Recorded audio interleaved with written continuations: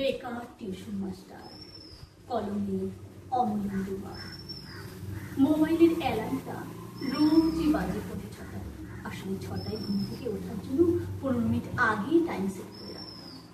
মাঝে মাঝে নিয়মানুবর্তিতা দেখে বিরক্ত লাগে, সহজে ঘুম ভাঙতে চায় না, কিন্তু উঠতে তো হবে। টিউশন 6:30। আমার এই গল্প চাকরি পাওয়ার আগে। ডিগ্রির বোঝা নিয়ে উদ্ভ্রান্ত এক বেকার। বেকারত্বের জ্বালা যখন একাকিত্বে ছাপিয়ে গেল, কিছু অর্থ ব্যস্ততা খুবই প্রয়োজন। সবসময় বাবা মার কাছ থেকে টাকা চাইতে সংকোচ বোধ করতাম। এমনটা নয় যে চাইলে দিত না, তবু কোথাও যেন একটা অস্বস্তি বোধ হতো। অগত্যা শরণাপন্ন এই টিউশন। শিক্ষিত বেকারদের কাছে বিনা ইনভেস্টে যদি কিছু করার থাকে তাহলে টিউশন। এক কঠিন জীবন, ব্যাচে পড়াতাম। সবার কাছে মাইনে চাইতে পারতাম না, লজ্জা লাগত।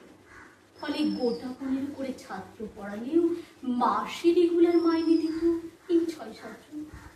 অবশেষে বাড়ি বাড়ি গিয়ে পড়াবো ঠিক করলাম। এ আর এক বিচিত্র অভিজ্ঞতা।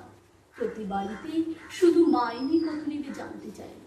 একটি বাড়িতে, যে বাড়ির ছেলেটির বাবা একটি প্রাইভেট ফার্মে যৎসামান্য মাইনের চাকরি করে, সেখানে আমাকে মাইনের কথা জিজ্ঞেস করলে বাজারের রেটটাই বলি। ওরা হাসি মুখে বলল, ঠিক আছে। অন্য একটি বাড়ি, যে বাড়ির ছেলেটির বাবা মা দুজনেই সরকারি চাকরি করে, সেখানেও বাজারের রেটটাই বললাম। ছেলেটির মা বলল, ওই পাশের বাড়ির টুবাইকে হাই স্কুলের স্যারটা পড়াতে আসে, সেও একই মাইনে নেয়, তুমি 100 টাকা কম নিও তাহলে।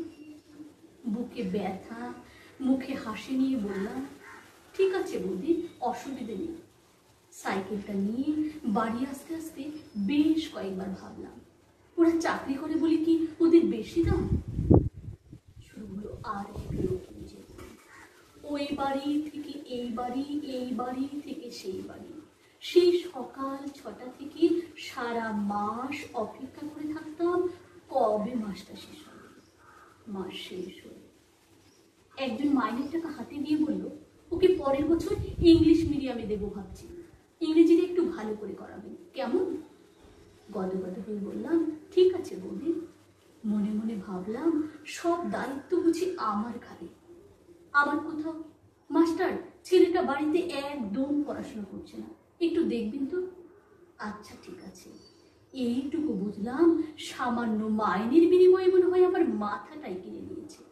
সারা বছর পড়ানো সত্ত্বেও ছাত্রছাত্রীদের বাবা মারা ভাবে, যদি পরীক্ষার হলেও আমাকে ছেলের পাশে বসাতে পারত, তাহলে বোধহয় পুরো মাইনেটাই ওষুধ হয়ে যেত। মাস্টার, কাল পরীক্ষা, তোমার ডেট নিয়ে জানি, তবু সকালের দিকে যদি একবার আসে, একটু দেখিয়ে দিয়ে যাও। আবারও মুখে হাসি নিয়ে অনেক ভেবে চিনতে বললাম, ঠিক আছে বলবি, যতই হোক মাইনে দেয় তো, সব দায় টিউশন মাস্টারের।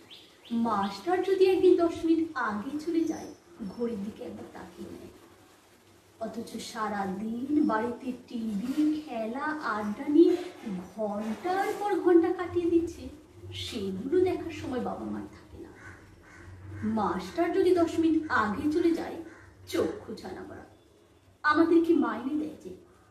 আমাদের কোনো দরকার থাকতে পারে না, আমাদের কোনো সকাল লাভ থাকতে পারে না, আমাদের কোনো ব্যক্তিগত জীবন থাকতে পারে না, আমাদেরকে মাইনে দেয় যে? একদিন কামাই করলে, মাস্টার, ছেলেটা অনেকক্ষণ বসেছিল, আপনি না আসতে পারায় সারা সন্ধে আমাদের সাথে সিরিয়াল দেখে কাটিয়েছে, জানেন? উত্তর দিতে পারেনি কিছু, তবে বুকের ভিতরে ব্যথা অনুভব করেছিলাম। দায়বদ্ধতা শুধু আমাদের, ওদের নয়। আমাকে মাইনে দিয়েছে, আমি ওদের কেনা গোলাম। এক বেকারের প্রতি সমাজের চরম প্রবঞ্চনা। ব্যাচের পরিবর্তে স্পেশাল পড়ানোর তফাৎ বুঝেছি। ব্যাচে হয়তো সবার মাইনে পেতাম না ঠিক, কিন্তু আমি ছিলাম রাজা। আর বাড়িতে গিয়ে পড়িয়ে প্রতি মাসে মাইনে পেলেও আমি হলাম ওদের গোলাম। এই রাজা গোলামের শিকার আজ অনেক শিক্ষিত বেকার ভাই বোন। বলতে বাধা নেই, বেকারদের ফালতু বলে ভাবা হয়। সমাজ তাকে তাচ্ছিল্য করে, একটা অপদার্থ ফালতু ছেলে ভাবে।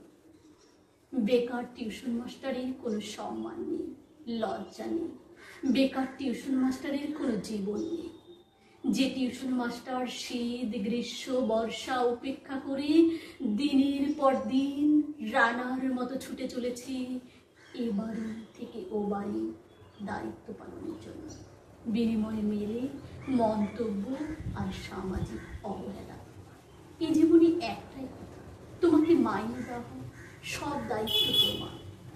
আমি যে বেকার টিউশন মাস্টার, কম পয়সায় পুষ্টিকর খাদ্য পরিবেশন করাই আমার কাজ।